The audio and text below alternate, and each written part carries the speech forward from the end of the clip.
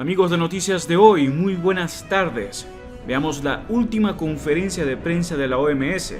Están alarmados con la evolución de la viruela del mono. Los casos se han multiplicado por 5. Ha tenido un crecimiento exponencial impresionante. Y el COVID no se va, sigue evolucionando. Veamos el informe. Buenos días a todos desde Ginebra, la sede central de la OMS. Soy Tarik y les doy la bienvenida a la conferencia de prensa de la OMS sobre COVID-19, viruela símica y otras emergencias de salud globales. Hoy con nosotros tenemos varios invitados y varios funcionarios de la OMS en línea. Voy a comenzar presentando a los oradores en la sala. Tenemos al Dr. Tedros, el director general, el Dr. Mike Ryan, director ejecutivo del Programa de Emergencias Sanitarias de la OMS, la doctora Soumya Swaminathan, nuestra jefe científica, la doctora María Van Kerkhove, responsable técnica sobre COVID-19, la doctora Rosamund Lewis, jefa técnica de la viruela símica, el doctor Jerio Gaspar, que es director de regulación y precalificación. El doctor Tim Nguyen es jefe de la unidad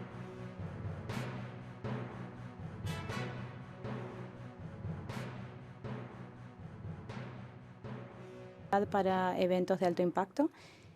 Y también hay otros funcionarios de la OMS en línea y los voy a presentar después de los comentarios de apertura. Les recuerdo una vez más que contamos con interpretación simultánea en los 6 idiomas oficiales de la ONU, así como hindi y portugués. A aquellos que están en línea, por favor, si desean hablar, levanten la mano con el icono. Con esto le doy la palabra al doctor Tedros para su alocución inicial. Adelante. Muchas gracias, Tarik. Buenos días, buenas tardes y buenas noches. Como saben, el sábado declaré la emergencia de salud pública de inquietud internacional sobre el brote global de la viruela símica. Más de 18.000 casos de viruela símica ahora se han informado a la OMS de 78 países, con más del 70% de los casos informados en la región europea y el 25% de la región de las Américas. Hasta ahora, 5 muertes se han informado y alrededor del 10% de los casos han sido admitidos al hospital para gestionar el dolor causado por la enfermedad. Este es un brote que puede detenerse. Puede ser así si los países, las comunidades y los individuos se informan a sí mismos, toman los riesgos con seriedad y toman las medidas necesarias para detener la transmisión y proteger a los grupos vulnerables.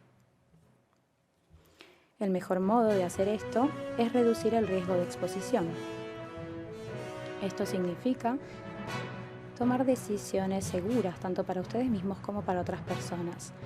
En el caso de los hombres que tienen relaciones sexuales con hombres, por el momento esto incluye reducir la cantidad de parejas sexuales, reconsiderar mantener relaciones sexuales con nuevas parejas y también intercambiar detalles de contacto con cualquier nueva pareja para permitir seguimiento en caso de que sea necesario. El foco para todos los países tiene que ser empoderar e involucrar a las comunidades de hombres que mantienen relaciones sexuales con hombres para reducir el riesgo de infección y también la transmisión, para brindar atención a los que resulten infectados y proteger los derechos humanos y la dignidad. El estigma y la discriminación pueden ser tan peligrosos como cualquier virus y fomentar el brote.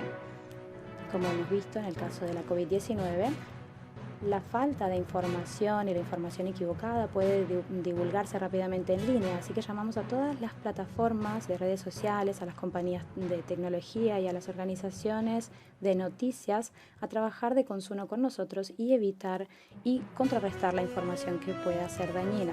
Si bien el 98% de los casos hasta ahora se reportaron entre hombres que mantienen relaciones sexuales con hombres, cualquiera que esté expuesto puede contraer la viruela símica y es por eso que la OMS recomienda que los países tomen medidas para reducir el riesgo de transmisión a otros grupos vulnerables. Esto incluye a los niños, las mujeres embarazadas y las personas con sistemas inmunitarios debilitados. Además de la transmisión mediante el contacto sexual, la viruela símica también puede expandirse en los hogares mediante el contacto entre personas, al abrazarse, besarse y también al utilizar sábanas o toallas contaminadas. La OMS recomienda vacunas específicas para los que están expuestos al contacto con alguien que tenga la viruela símica y también para aquellos que están en alto riesgo de exposición, incluidos los trabajadores sanitarios, algunos trabajadores de laboratorio y los que tienen múltiples parejas sexuales. En este momento no recomendamos la vacunación masiva contra esta enfermedad. Una vacuna contra la viruela llamada MVA-BN ha sido aprobada en Canadá, en la Unión Europea y en Estados Unidos para utilizarse contra la viruela símica. Otras dos vacunas, la LC16 y la ACAM 2000, también están evaluándose para utilizarse contra la viruela símica. Sin embargo, aún no contamos con datos en cuanto a la eficacia de las vacunas para la viruela símica o cuántas dosis pueden ser necesarias. Es por eso que instamos a todos los países que utilizan estas vacunas a recoger y compartir datos esenciales sobre la eficacia. La OMS está desarrollando un marco de investigación que pueden utilizar los países para generar los datos que necesitamos para comprender mejor la eficacia de estas vacunas para prevenir tanto la infección como la enfermedad y cómo podemos utilizarlas de manera más eficaz. Es importante destacar que la vacunación no va a brindar protección instantánea contra las infecciones o la enfermedad y que esto puede llevar varias semanas. Por consiguiente, las personas vacunadas deben continuar tomando medidas continuamente para protegerse a sí mismos, evitando el contacto cercano, incluidas las relaciones sexuales con otras personas que posean o estén en riesgo de contraer la viruela símica. También hay otros desafíos que tienen que ver con la disponibilidad de esta vacuna. Hay unas 16 millones de dosis de MVA-BN a nivel global. Muchas aún están en formato masivo y esto significa que tomará varios meses que estén listas para usarse. Varios países con casos de viruela símica han asegurado ya contar con suministros de MVA-BN y la OMS está en contacto con otros países para comprender qué necesidades tienen en cuanto a suministro. La OMS insta a los países que tienen esta vacuna a compartirla con aquellos que no la tienen. Tenemos que asegurarnos de que haya un acceso igualitario a las vacunas para todos los individuos y todas las comunidades afectadas por la viruela símica en todos los países y todas las regiones. Si bien las vacunas serán una herramienta importante, la vigilancia, el diagnóstico y la reducción de riesgos siguen siendo esenciales para prevenir la transmisión y detener este brote. Mientras tanto, si bien la pandemia de COVID-19 está lejos de terminar, ahora nos encontramos en una situación muy diferente en la que estábamos hace un año. Y hemos aprendido una gran cantidad de lecciones importantes. Una de las más importantes es que el modo más eficaz de salvar vidas, proteger sistemas sanitarios y volver a reabrir las sociedades y las economías es vacunar primero a los grupos adecuados. Incluso en algunos países que han llegado al 70% de la cobertura vacunal, si no se vacuna a cantidades significativas de trabajadores sanitarios, personas ancianas y otros grupos que están en riesgo, las muertes continuarán, los sistemas sanitarios seguirán bajo presión y la recuperación global estará en riesgo. Y esta no es una teoría, es real. Las defunciones por COVID-19 han estado aumentando en las últimas 5 semanas y varios países están informando tendencias al alza en hospitalizaciones seguidas de olas de transmisión impulsadas por las subvariantes de Omicron. La semana pasada, la OMS lanzó una actualización de la estrategia de vacunación global contra la COVID-19 que pone el énfasis en la necesidad de vacunar a los grupos que se encuentran más en riesgo, incluidos el 100% de los trabajadores de salud, el 100% de las personas más ancianas y el 100% de las personas que se encuentran en mayor riesgo. Continuamos instando a todos los países a que intenten alcanzar el objetivo de una cobertura vacunal del 70% con un foco en estrategias de vacunación específicas que prioricen a los más vulnerables, porque este es el modo más eficaz de salvar vidas. Si bien las vacunas han salvado un sinnúmero de personas, de todas formas no han reducido la transmisión de manera considerable, por lo cual es vital que los gobiernos y el sector privado continúen colaborando e invirtiendo en el desarrollo de nuevas vacunas que eviten o prevengan tanto la infección como la enfermedad. También necesitamos vacunas que puedan entregarse de manera más fácil, por ejemplo, mediante sprays nasales o gotas. Es crucial, a medida que desarrollamos nuevas vacunas y otras herramientas contra la COVID-19, que estén disponibles para todos los países de manera igualitaria. Además de la vacunación, la OMS exhorta a todos los países a evaluar y fortalecer sus planes de preparación y respuesta para futuras olas de transmisión. Esto incluye la supervisión, las pruebas de detección, una buena gestión clínica y un personal de trabajo bien equipado. Tarik Belwati. Gracias, doctor Tedros. Antes de comenzar con las preguntas, quiero presentar a los funcionarios de la OMS que se encuentran en línea y que pueden también responder preguntas. Tenemos al doctor Socefal, que es vicedirector ejecutivo de respuesta a emergencias, la doctora Kate O'Brien, que es la directora de inmunización, vacunas y productos biológicos, la doctora Ana María Restrepo, que es la líder de investigación y desarrollo, el doctor Andy Seal, que es asesor al director del departamento de la OMS para HIV, hepatitis e infecciones transmitidas globalmente, es un programa. Y con esto vamos a comenzar con la primera pregunta. Va a ser de Yoko Koyana de NHK. Yoko, por favor, abra su micrófono, adelante. Buenos días, gracias por responder mi pregunta. El sábado, la OMS dio recomendaciones temporales relacionadas con el brote de la viruela símica. Estas recomendaciones son para todos los estados y no entendí bien cuáles eran las recomendaciones para el público general. ¿Podrían hablar sobre las medidas que puede tomar el público general para luchar contra la infección? Gracias.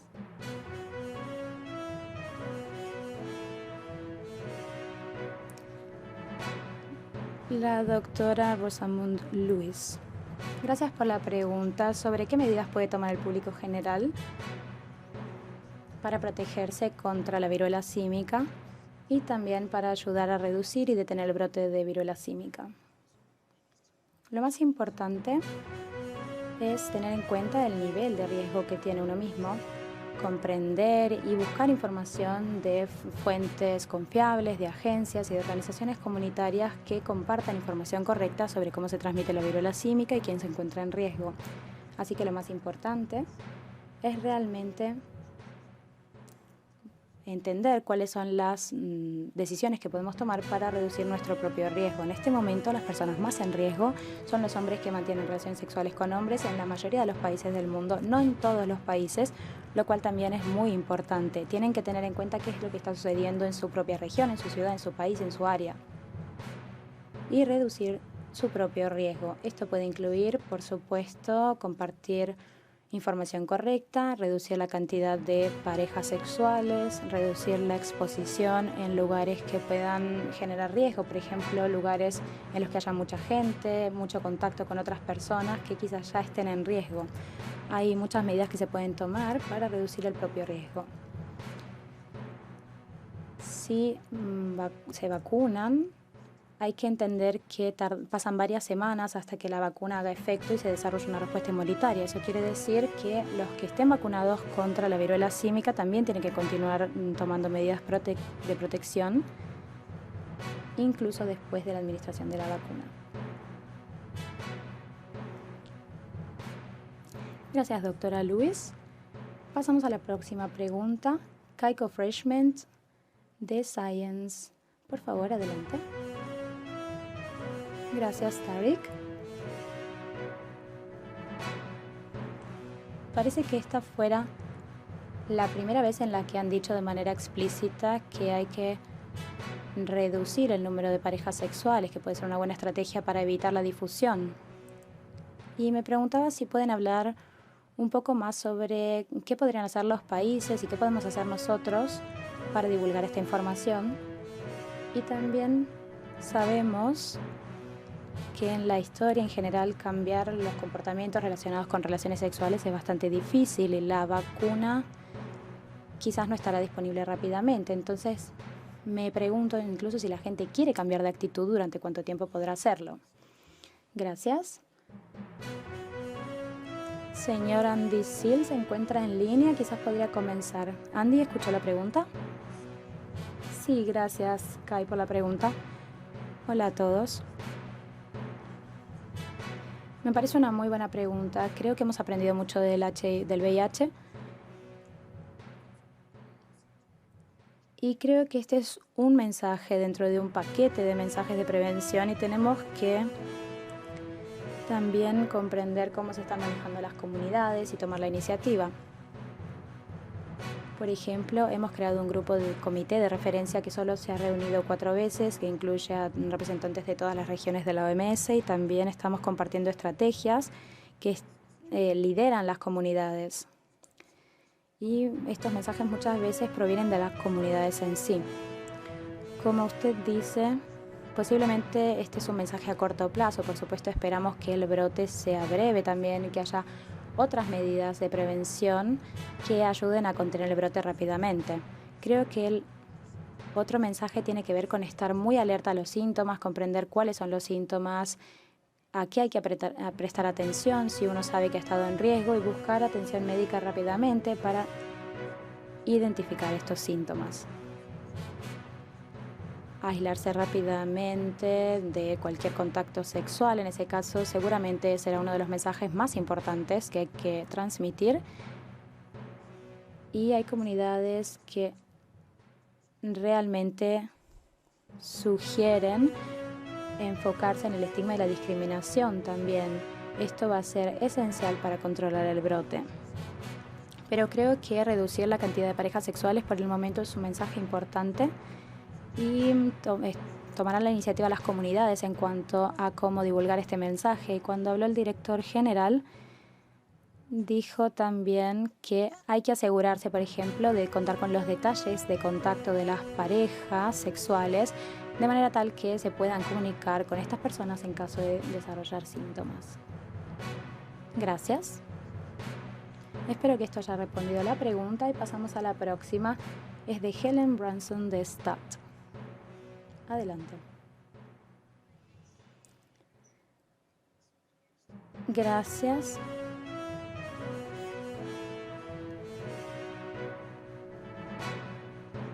El viernes la OMS habló de los casos que había en Ghana y que no se habían desarrollado síntomas, pero que había 2 casos adicionales de personas que habían estado en contacto con un primer caso. Entonces, me gustaría saber qué es lo que está pasando en ese país y si podrían explicar bien qué es lo que está pasando en Ghana. Bien, vamos a pasar al doctor Fall. ¿Podría responder esta pregunta? Gracias, ¿me escuchan? Sí, muy bien. Gracias, Helen. Tiene razón. Tenemos 2 casos adicionales en Ghana de esta nueva enfermedad. La intérprete destaca que la calidad del audio no es no es apropiada para interpretar. Hemos identificado 280 contactos relacionados con estos casos. Esto quiere decir que hay muchos contactos que no se encuentran dentro del pilar de riesgo y tenemos que comprender mejor cómo se infectaron estas personas. Puede haber un niño infectado por la madre y por lo tanto es muy importante continuar asegurándonos de que todos los casos de enfermedad de Marburgo queden reportados. Tienen que aislarse estos contactos. Es importante registrar las transmisiones si aún encontramos obstáculos.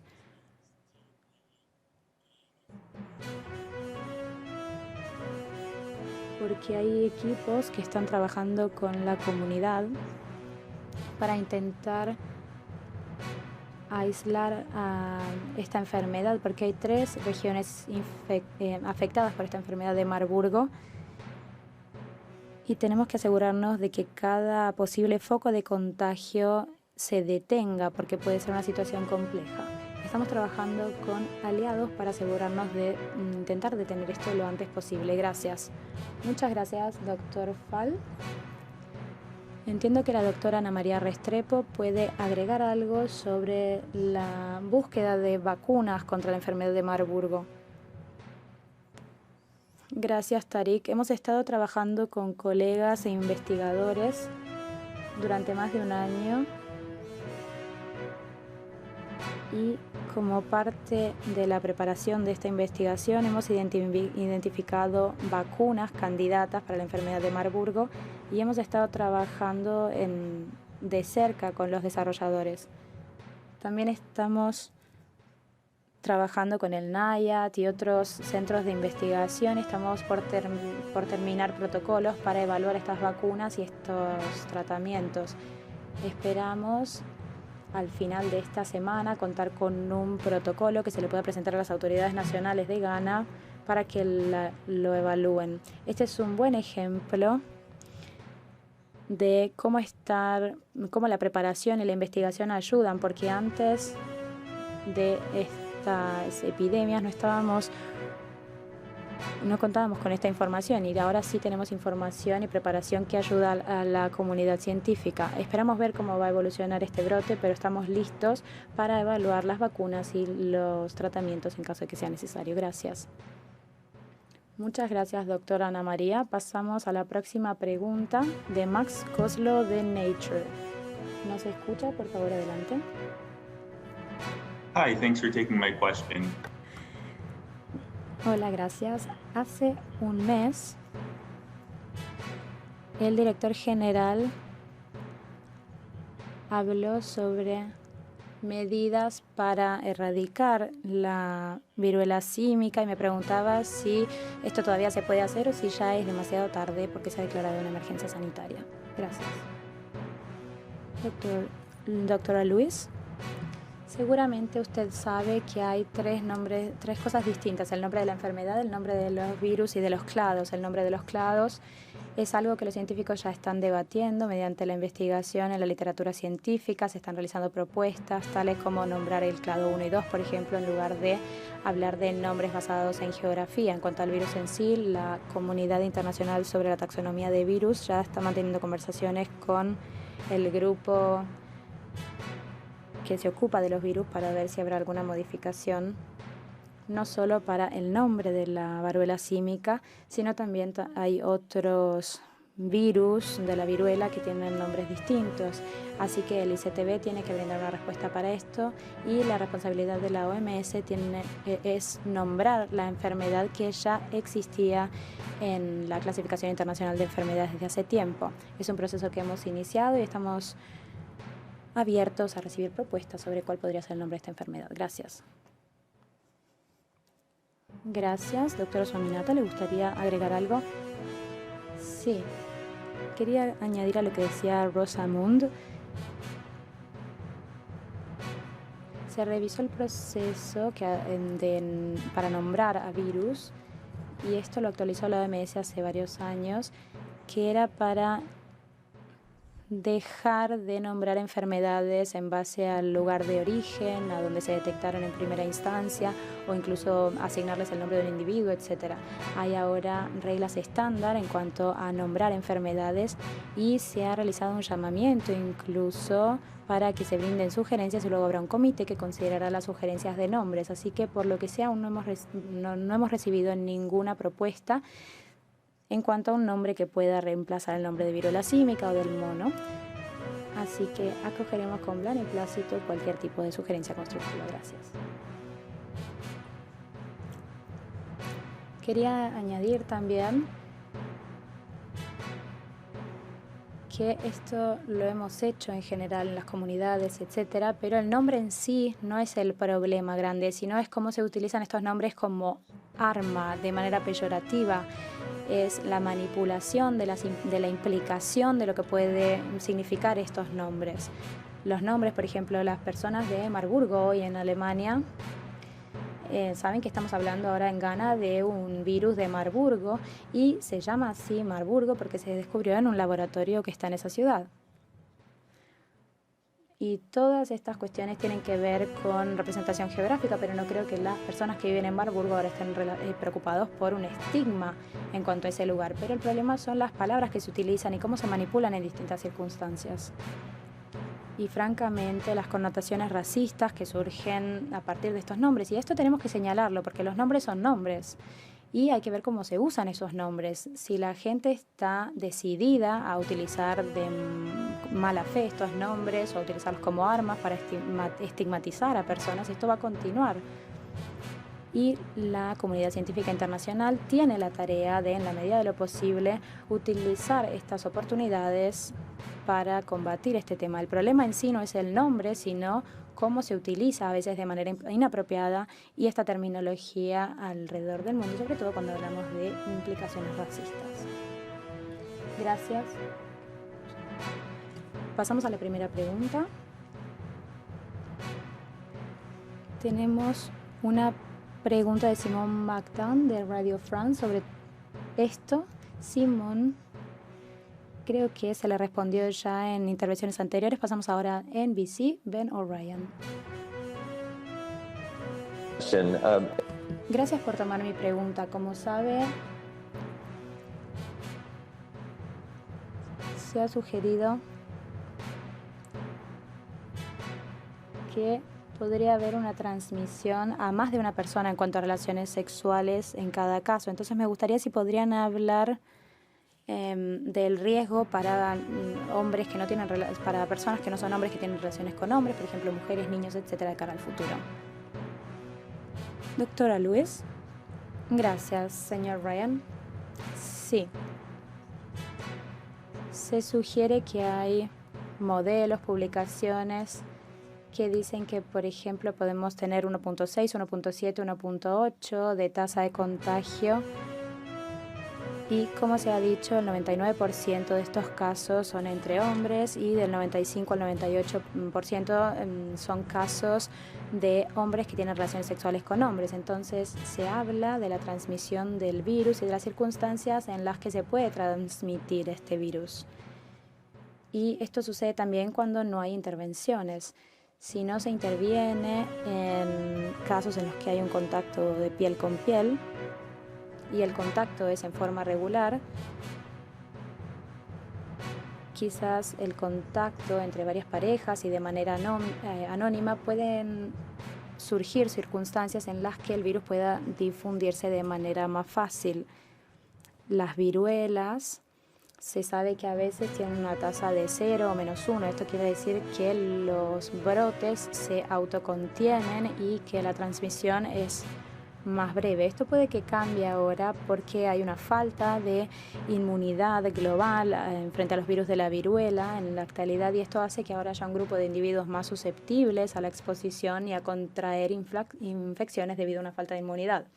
Creo que entonces el mensaje que tenemos aquí es que es importante continuar poniendo el énfasis en las medidas que pueden tomar cada individuo para protegerse.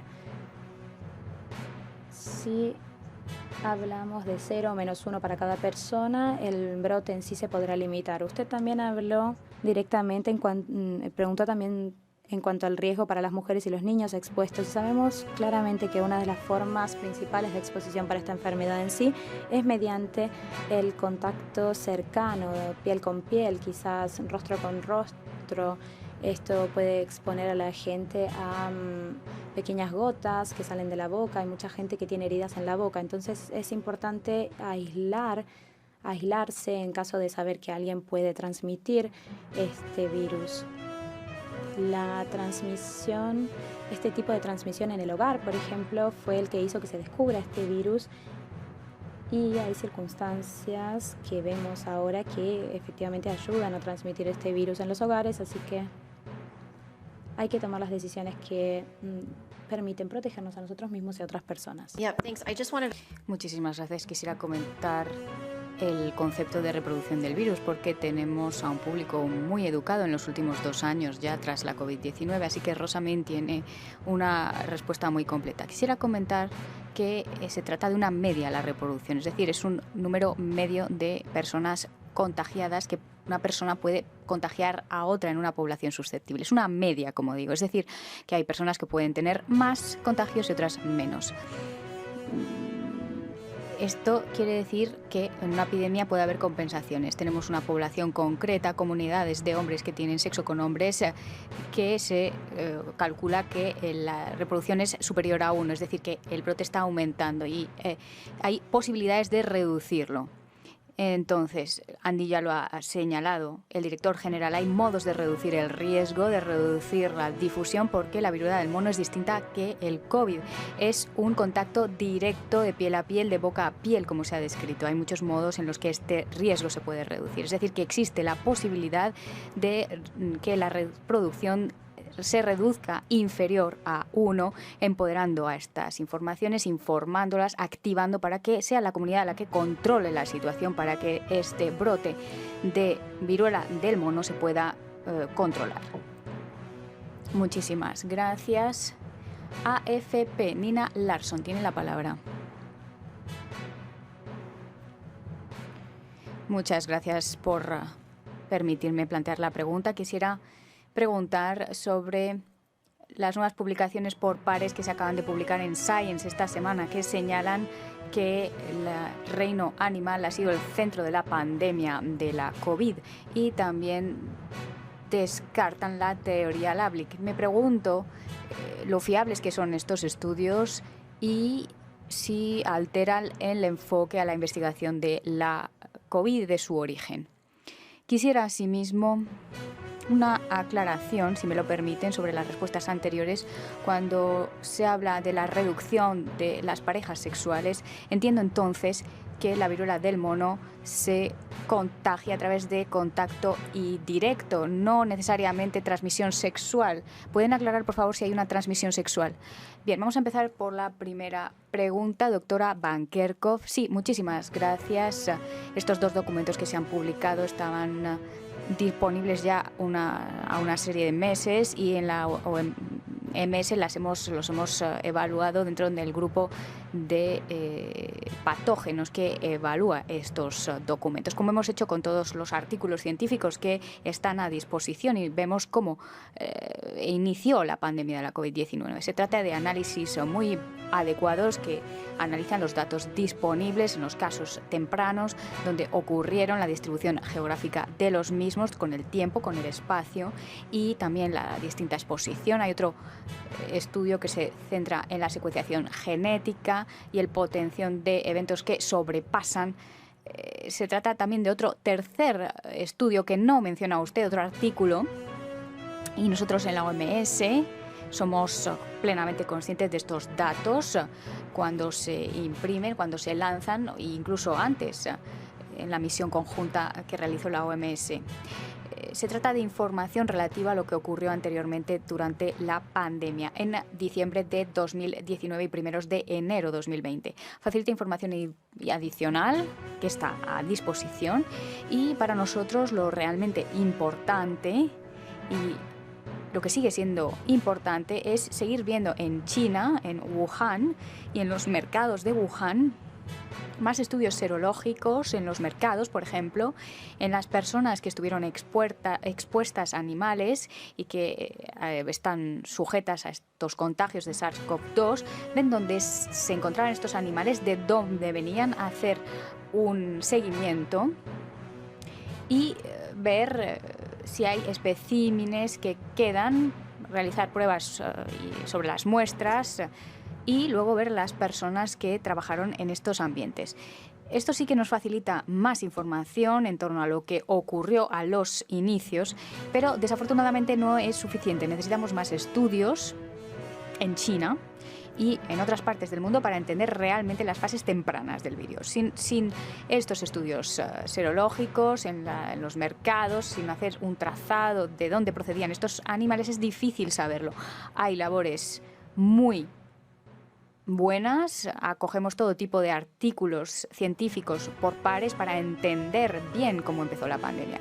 Hay que recordar que el objetivo no es elucubrar sobre cómo empezó la pandemia, sino realmente saber cómo prepararnos mejor de cara al futuro. Esta labor va a ser continua porque vamos a tener eventos que se traspasen. Lo vemos ahora con la viruela del mono, con el Marburgo, es decir, que hay muchas emergencias que pueden tener potencial pandémico. El objetivo consiste aquí en aprender para estar mejor preparados. La labor de la OMS sigue en curso, la labor en los países, los estudios que recomiendan pues continúan. Nosotros en la Secretaría vamos a seguir trabajando con todos los países para seguir entendiendo mejor el inicio de esta pandemia.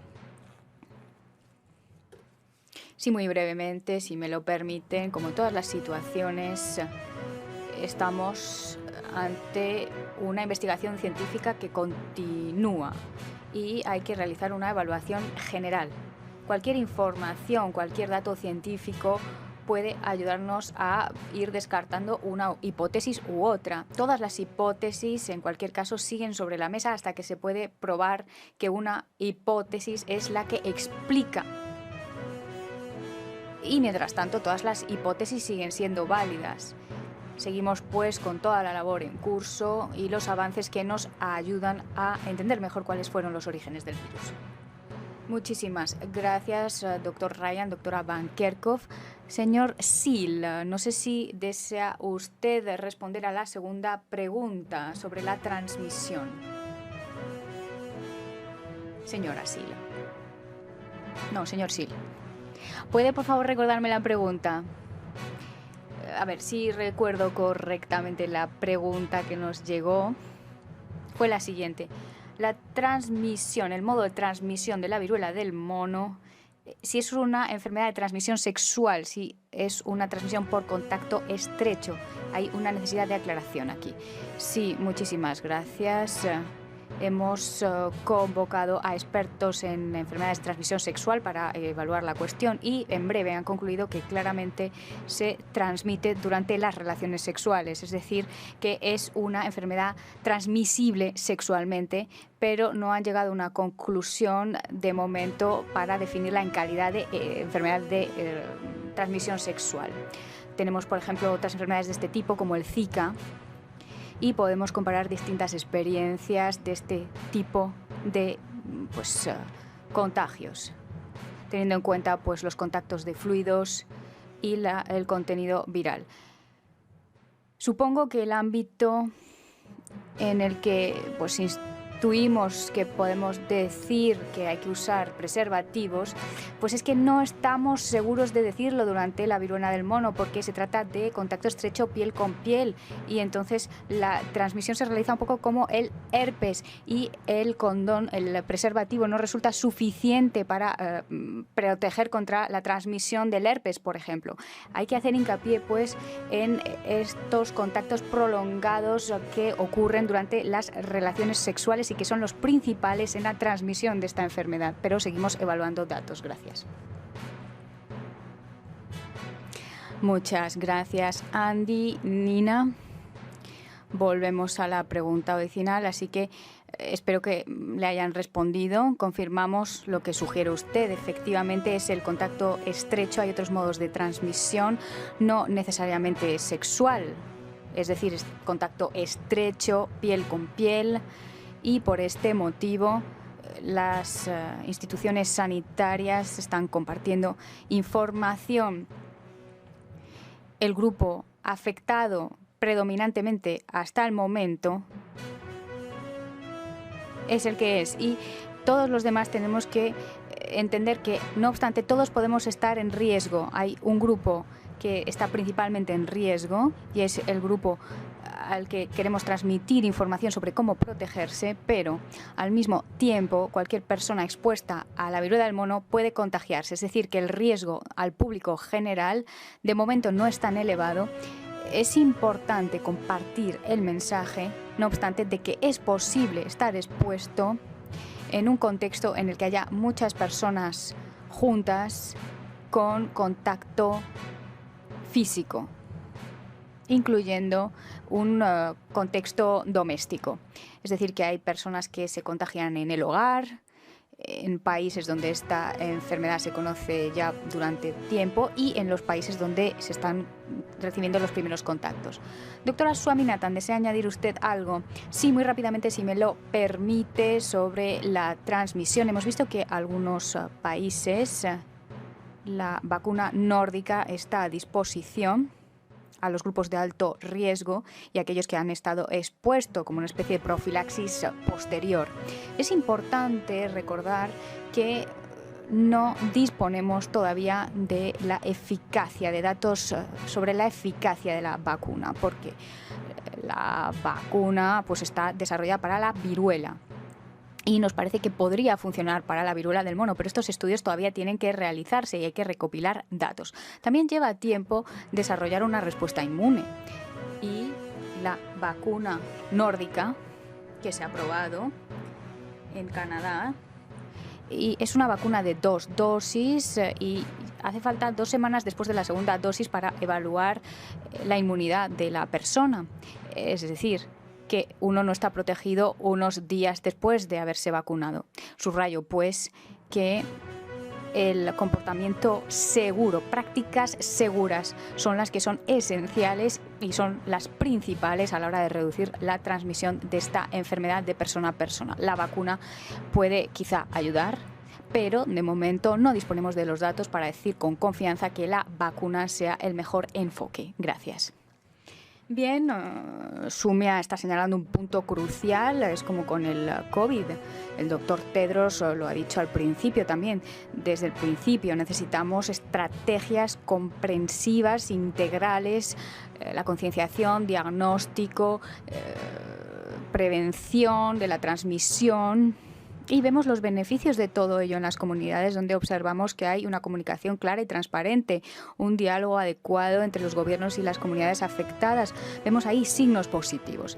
La idea, pues, de que no hay una solución única. Hay que ser cautos, sí, las vacunas pueden ayudar en toda situación, pero las vacunas en sí no son suficientes. Las vacunas no pueden sustituir todo lo demás. Las vacunas se despliegan en una situación específica y pueden ser importantes. De momento hay incertidumbres al respecto, hay problemas relativos a la longitud de la inmunidad, quién debe vacunarse, cuál es la eficacia de las vacunas, cuáles son las estrategias que funcionan. Centrarse en los contactos, centrarse en los grupos de riesgo. Es decir, la comunidad científica está trabajando estrechamente y el doctor Tedros tiene una colaboración estrecha con la Gavi, CEPI y otros para realmente evaluar la situación a alto nivel y cómo avanzar de manera estratégica. Y este es el modo de proceder. Sumia también ha dicho que necesitamos estrategias a corto, medio y largo plazo. Estamos en una situación endémica. Es decir, que tratar este brote a largo plazo también, de manera eficaz de cara a las próximas décadas, adoptando pues un enfoque integral y a largo plazo a la hora de identificar lo que podemos hacer ahora y integrar a las vacunas dentro de nuestra estrategia integral. Y de nuevo, teniendo en cuenta las incertidumbres mencionadas, lo que no sabemos, es realmente importante recopilar datos. Es una de las situaciones donde necesitamos datos randomizados para asegurar que entendemos plenamente la eficacia de las vacunas y las estrategias que nos permitirán obtener los mejores resultados. Muchísimas gracias. Muchas gracias a todos. Tenemos aquí una serie de preguntas, pero probablemente creo que no vamos a poder responder a todas ellas. Un par de ellas más. Omar Liz, de News Agency. Omar, tiene usted la palabra. Muchísimas gracias por aceptar mi pregunta, que tiene que ver con la vacuna. Y el doctor Ryan nos ha hablado de las circunstancias especiales en torno a la misma. La pregunta es la siguiente. Teniendo en cuenta el aumento del número de casos, ¿cuándo se puede esperar una campaña de vacunación en masa a nivel internacional? Gracias. Doctora Luis, muchas gracias. Las directrices temporales de la OMS están en línea desde el 14 de junio, si no me equivoco, y establecen claramente, como ha dicho el doctor Tedros esta tarde, que la vacunación en masa de momento no está recomendada. Se trata de un virus. De momento afecta a un grupo específico de personas y hay intervenciones de comportamiento que son eficaces, y las vacunas también pueden ser eficaces basándose en experiencias previas, pero no tenemos datos todavía sobre la eficacia de la vacuna contra la viruela del mono. Animamos pues a todos los países fuertemente a que lleven a cabo estudios para recopilar datos sobre la eficacia y seguridad de esta vacuna cuando se despliegue para aquellas personas que sean contacto, que estén expuestas o personas que estén en riesgo por distintos motivos.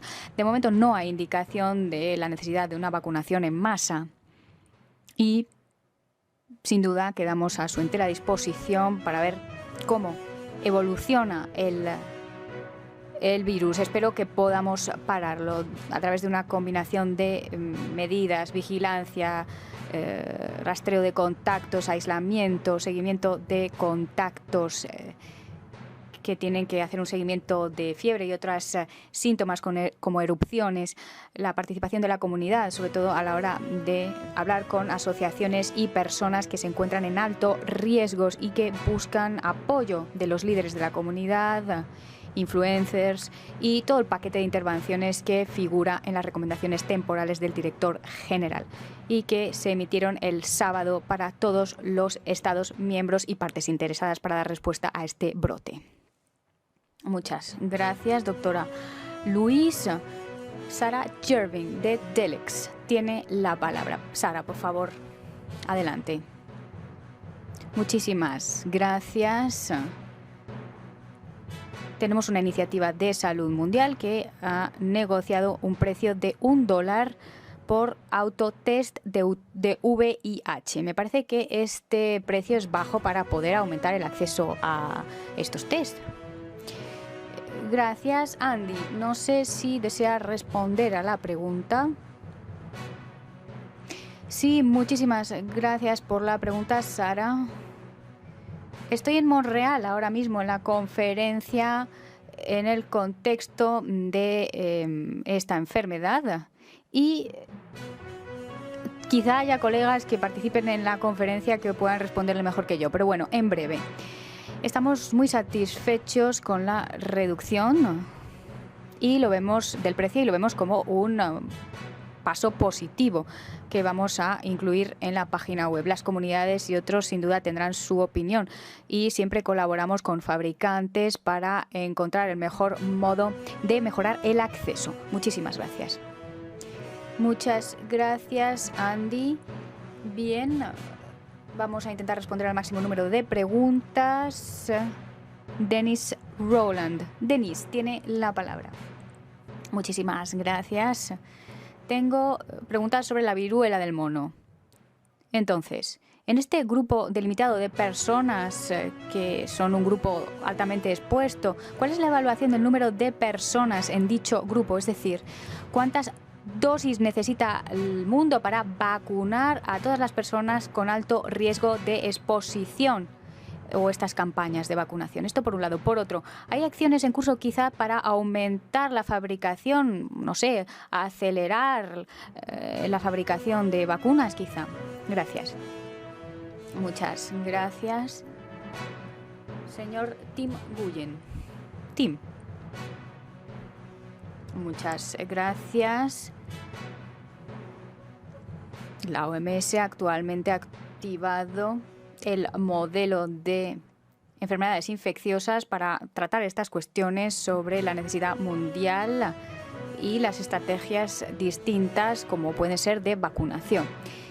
Bien, entonces estamos aquí estudiando los resultados de estas consultas de expertos y sí que estamos realizando cálculos sobre las necesidades para orientarnos de cara a los próximos procesos de planificación. Entonces, si vemos las estrategias de vacunación por exposición, lo que podemos hacer es extrapolar el número de casos mundiales y multiplicarlo por 10 o 20.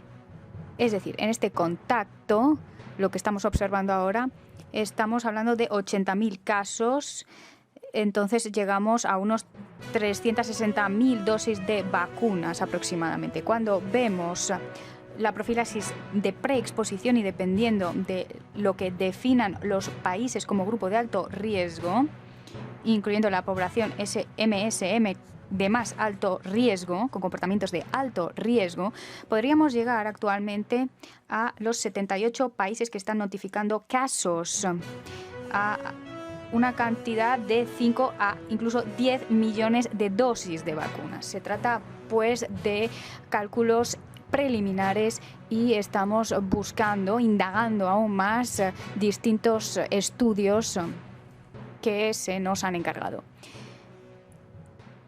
Entonces, cuando hablamos del suministro, sabemos, hasta la fecha, si hacemos una predicción ahora, no hay suficientes vacunas terminadas para desplegar una estrategia en el contexto actual. Entonces, la clave, y esto ya lo hemos dicho, es lo rápido que se puede elaborar una vacuna en su estado final.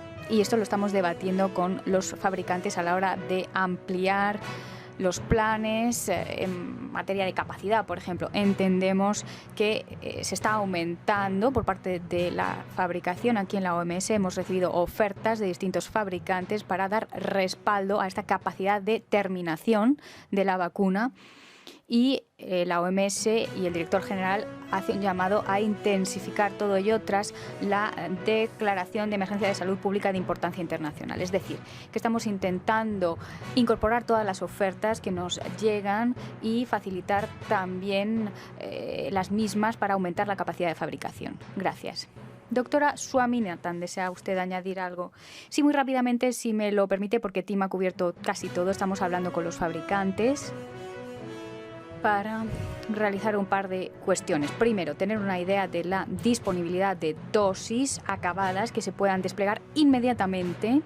Muchas de ellas se han destinado a países, ya que hay países que ya están comprando estas dosis a las empresas, y nos gustaría explorar la posibilidad de realizar donaciones de aquellos países que ya han adquirido dosis para que se puedan establecer en stock para países que no disponen de acceso a dichas vacunas, y también para la investigación, porque, como he dicho anteriormente, tenemos que generar datos. Segundo, estamos explorando también esto de la conclusión de la vacuna, fill and finish, porque las vacunas tienen que estar en este estadio y es posible que otras empresas puedan participar en este proceso de conclusión. Y tercero, tenemos que evaluar la necesidad de los países en los que la viruela del mono se ha estado difundiendo en los últimos decenios y ver qué estrategia de vacunación se ha adoptado, si se necesita pues más datos, más reflexión, más investigación, más vigilancia. En el caso de que esta vacunación se pueda usar en la población, tenemos que pensar en la transferencia de tecnologías, la fabricación, es decir, es una iniciativa integral en materia de fabricación, para permitir también que los fabricantes locales puedan fabricar. Reducir también el costo para que sea más accesible. Todo ello es una labor que puede pues, basarse en las lecciones que hemos aprendido de la COVID. Afortunadamente, la viruela del mono no está matando a las personas, pero nos tenemos que preparar de cara al futuro. Y aquí tenemos ahora la ocasión de centrarnos en la I+D y en la fabricación para estos patógenos que pueden de repente causar una epidemia y una pandemia. Cómo el mundo trabaja conjuntamente para atajar una situación donde hay pues, una escasez de suministro y la demanda puede aumentar notablemente. Muchísimas gracias, doctora Swaminathan. Vamos a seguir. Erin Prater de Fortune tiene la palabra. Erin, adelante. Muchísimas gracias por plantear mi pregunta. A ver si nos pueden actualizar sobre la evolución del virus de la viruela del mono. Hace semanas expertos que hablaron que hay 2 cepas en la zona africana y también en Estados Unidos. A ver si nos pueden aclarar un poco la situación. Gracias. ¿Quién desea responder? Quizá la doctora Luis. Sí. Efectivamente, hay un par de estudios que se están lanzando, otro esta semana. Estamos en fase muy temprana todavía para este tipo de estudios. Los clados se remiten a muchos años atrás, 70 años atrás, y el de África, el clado 2, estaba ya presente hace mucho tiempo, pero más frecuentemente desde 2017. Hay lagunas, no obstante, tanto en las fases temporales, cuando se realizó la secuenciación, como también secuenciaciones que todavía no están disponibles. Vemos claramente que ha habido una evolución, pero no sabemos todavía lo que significa en materia de transmisibilidad y en términos de manifestación de la enfermedad cuando alguien se contagia. No obstante, lo que sin duda podemos decir es que cuanto más circule el virus, más oportunidades tiene de seguir modificando, mutándose y desarrollar nuevos rasgos genotípicos y fenotípicos. Entonces es muy importante disminuir la difusión por este motivo y también por el motivo de proteger a las personas y a las comunidades. Y también, como todavía no sabemos bien qué está haciendo este virus, pues este es otro motivo para realmente desplegar esfuerzos y parar el brote, porque mientras se siga difundiendo va a disponer de más oportunidades de adaptarse a la población humana. Sí, basándome en este punto, tenemos que atajar este ciclo de reacción a emergencias. Tenemos que muchas personas aquí presentes, mis colegas de la OMS y muchas instituciones del mundo están trabajando sobre estas enfermedades durante años y tienen un cuerpo de conocimientos, tienen problemas a la hora de obtener recursos, financiación, y los fabricantes tienen que pasar por todo un proceso para que el producto pueda lanzarse. Es decir, que hay déficit a la hora de tener en cuenta toda la situación, ver cuáles son los riesgos antes de que se nos disparen. El problema pues está aquí, está con nosotros y está causando pues problemas principales, y hay que pues de manera colectiva, científicamente, desde el punto de vista de la fabricación, desde el punto de vista de la comunicación, tenemos que realmente ayudarnos. Tenemos que estar en una posición mucho más férrea con los distintos virus, coronavirus, el virus de la gripe, etcétera. Todos hay que realizar un proceso de priorización de patógenos. Tenemos que tomárnoslo muy en serio. Cuando estamos todos juntos y priorizamos a los patógenos, no se trata únicamente de señalarlo, sino que realmente fomentarlo en la ciencia, en las medidas. Todo ello va a requerir dinero. Es caro, pero es una gran inversión a la hora de proteger a la humanidad. Y esto pues son una inversión que sin duda paga, compensa. Tenemos pues que adoptar un enfoque mucho más sistemático a la hora de priorizar a los patógenos y ver cómo invertimos para que no tengamos que tratar con una disponibilidad limitada de dosis de vacunas, etcétera, porque vamos a repetir la misma pauta, los mismos errores, a no ser que realmente controlemos y tomemos las riendas. Por primera vez en la historia, la ciencia y la coherencia permiten que nos tomemos las cosas en serio, de manera más sistemática, y tenemos que realmente atajar estas enfermedades con medidas que funcionen. Hagámoslo, pues, en materia de preparación y respuesta ante pandemias, para enfocarnos de nuevo en la preparación, en estar listos. Sí, seguir respondiendo de manera adecuada, pero sobre todo responder colmando lagunas sistemáticas existentes, carencias existentes en diagnósticos, en fabricación, en capacidad, en la justicia, en la equidad. Todo esto va a seguir repitiéndose, así que yo creo realmente que aquí estamos hablando de la COVID, de la viruela del mono, del Marburg, de la polio. Necesitamos darnos cuenta de que no se paran y tenemos que ser mucho más comedidos y estratégicos en nuestros enfoques. Y eso es lo que señala el doctor Tedros, y lo lleva diciendo ya durante mucho tiempo, mucho antes de la COVID, muchísimo antes. Y es el momento de ser mucho más directos y sistemáticos a la hora de atajar estas enfermedades. Thank you. Gracias, doctor Ryan. Vamos a tomar una última pregunta. Ya estamos más allá del tiempo que teníamos disponible. Hay muchas preguntas. Y aquellas preguntas que no podamos responder ahora, les pedimos que por favor se las envíen al equipo de medios de comunicación. Vamos a hablar con Gabriela Sotomayor para la última pregunta de hoy. Adelante. Thank you very much for taking my question. Hola, muchas gracias por tomar mi pregunta. ¿Cuáles son las inquietudes principales en cuanto a la viruela símica para los niños? Entiendo que también hay riesgos para ellos. Y luego una pregunta para el doctor Tedros. ¿Qué le recomienda a los países de América Latina? Por ejemplo, en México hay algunos casos y el brote se ha subestimado.